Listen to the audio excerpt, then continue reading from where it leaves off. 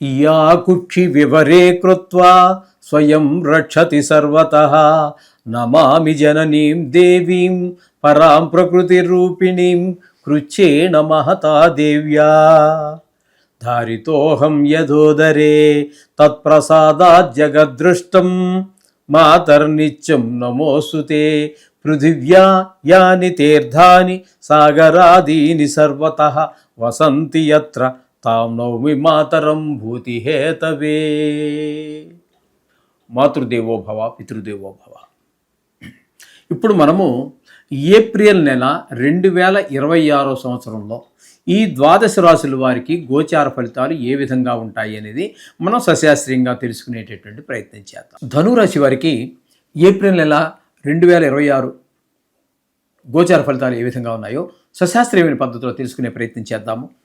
ఇక్కడ తృతీయ స్థానంలో రాహువు నెలంతా, బుధుడు 9 రోజుల పాటు, కుజుడు 2 రోజుల పాటు ఇక్కడ సంచారం చేస్తూ ఉన్నారు తృతీయ స్థానంలో. ఈ తృతీయ స్థానంలో రాహు యోగకారకుడు అవుతున్నాడు. అలాగే కుజుడు 2 రోజుల పాటు ఆయన అనుకూలమైన ఫలితాలు ఇస్తున్నాడు.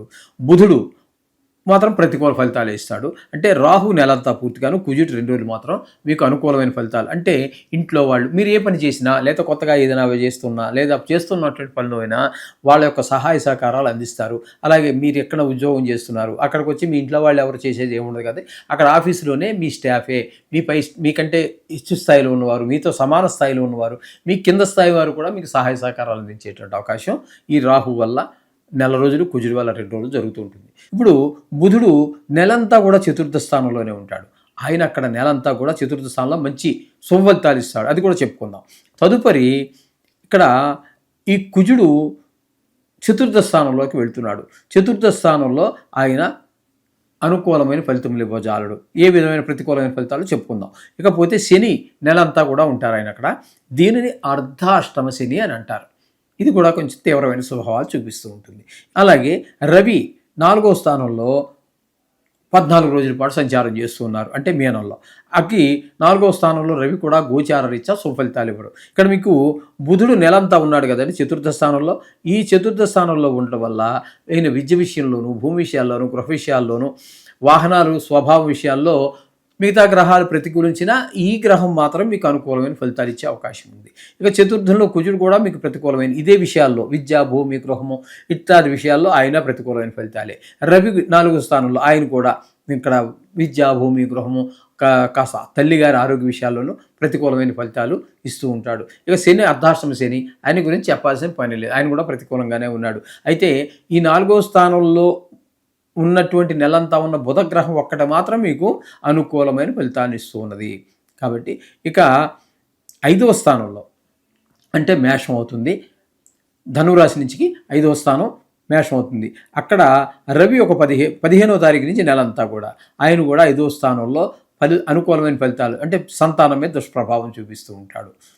కాబట్టి అది కూడా కొంచెం జాగ్రత్తగా చూసుకోండి. పిల్లలకు చదువు మీద శ్రద్ధ తగ్గటం అలాంటివి లేకుండా చూసుకోండి. ఇకపోతే శుక్రుడు 5వ స్థానంలో 19వ తారీఖు వరకు ఉంటాడు. ఇక్కడ మీకు రవి పిల్లల మీద దుష్ప్రభావం చూపిస్తూ ఉంటే శుక్రుడు 5వ స్థానం మీద 19వ తారీఖు వరకు ఉంటాడు. కాబట్టి ఈయన పిల్లల విషయంలో చాలా మంచిగా ఉంటాడు. ఆయనేమో వ్యతిరేకిస్తూ ఉన్నాడు. ఆయన హాని చేయడం కోసం, కొంచెం కష్టాలు కలిగించడం కోసం రవి ప్రయత్నిస్తూ ఉంటే శుక్రుడు కొంచెం దానికి అనుకూలమైనటువంటి ఫలితాలు పిల్లలకి అందిస్తూ ఉన్నాడు. ఈ విధంగా ఉంటుంది. ఇక్కడ ఈ శుక్రుడు 5వ స్థానం నుంచి అంటే 19వ తారీఖు వరకు ఉండి 20వ తారీఖు నుంచి 6వ స్థానంలోకి వెళ్తాడు. ఈ 6వ స్థానంలోకి వెళ్ళే శుక్రుడు శుభ ఫలితములు ఇవ్వజాలడు. అంటే చిన్నపాటి అనారోగ్యాలు ఉండటము, డబ్బులకి ఇబ్బంది పడటము, అప్పులు తీర్చలేకపోవడం ఇట్లాంటివన్నీ 6వ స్థానంలో ఉన్నప్పుడు కలుగుతాయి. ఇక సప్తమంలో గురు సంచారం జరుగుతుంది. సప్తమంలో గురు సంచారం చాలా సుఫలితాలు ఇస్తుంటుంది. అవివాహితులు ఎవరైనా ఉన్నట్టయితే వారికి వివాహం కుదరటమో, లేకపోతే పెళ్లి జరిగిపోవటమో జరగవచ్చు ఈ నెలలో. అలాగే భాగస్వామ్యుల మధ్యన కొంత మంచి ఏకాభిప్రాయం ఉండటము, అలాగే ఒకవేళ ఆల్రెడీ వివాహం అయిపోయిన వారే ఉన్నారు వారి మధ్యన అన్యోన్య దాంపత్యం ఏర్పడటం లాంటివన్నీ కూడా అన్యోన్య ఒక ప్రేమ అభిమానాలు అవకాశం ఉంటుంది గురువు సప్తమంలో ఉండటం వలన.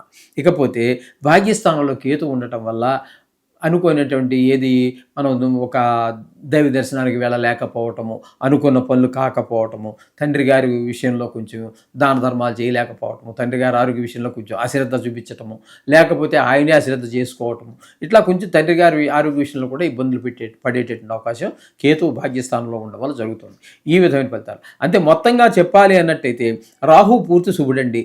అలాగే బుధుడు మనం చెప్పుకోవాలంటే ఉపయోగం లేదు. ఇక 4వ స్థానంలో బుధుడు ఒక 21 రోజుల పాటు మనకి చాలా అనుకూలమైనటువంటి ఫలితాలన్నీ ఇస్తూ ఉన్నాడు 4వ స్థానంలో. అంటే బుధుడు సుమారుగా హాఫ్ డే, సగం పాక్షికంగా. ఇక శుక్రుడు కూడా పాక్షికంగానే ఉపయోగపడుతూ ఉన్నాడు. గురువు మంచి అనుకూలంగా ఉన్నారు. ఇంత మాత్రం అంటే పూర్తిగా మీకు నెలంతా అనుకూలమైనటువంటి గురువు ఒకడు, రాహు ఒకడు ఉన్నారండి. బుధుడు కొంచెం పాక్షికంగా. అంచేత వీరు కొంచెం జాగ్రత్తగా ఉండటమే, డబ్బుల విషయంలోనూ మాట విషయంలోనూ దుద్దురుకు స్వభావం తగ్గించుకోవటం, ఇట్లాంటి విషయాల్లో కొంచెం జాగ్రత్త వహించడం అనేది చాలా సూచన. కొన్ని గ్రహాలు ఎక్కువగా ప్రతికూలంగా ఉన్నాయి కాబట్టి మామూలుగా మనం చెప్పుకుంటున్నట్టుగా నవగ్రహ శ్లోకాలు చదువుకోవటం, లేదా నవగ్రహాలకు సంబంధించి ఏదైనా మంచిదే. కానీ ఎందుకని శ్లోకాలు చెప్తున్నాను అన్నట్టయితే ఇవి అన్నిటికంటే చిన్నవి, చాలా తక్కువ సమయంలో దాన్ని పూర్తి చేయగలుగుతాము. అందుకని మేము ఎక్కువగా శ్లోకాల్ని, ఇవి డైరెక్ట్ అటాక్ కదండి, అంచేత దానిగా ఎక్కువ ప్రిఫర్ చేస్తూ ఉంటాం. ఆ విధంగా చేసుకోండి. వీటి యొక్క దుష్ప్రభావం నుంచి మీరు ఈజీగా బయటపడగలుగుతారు. శుభం భూయాత్.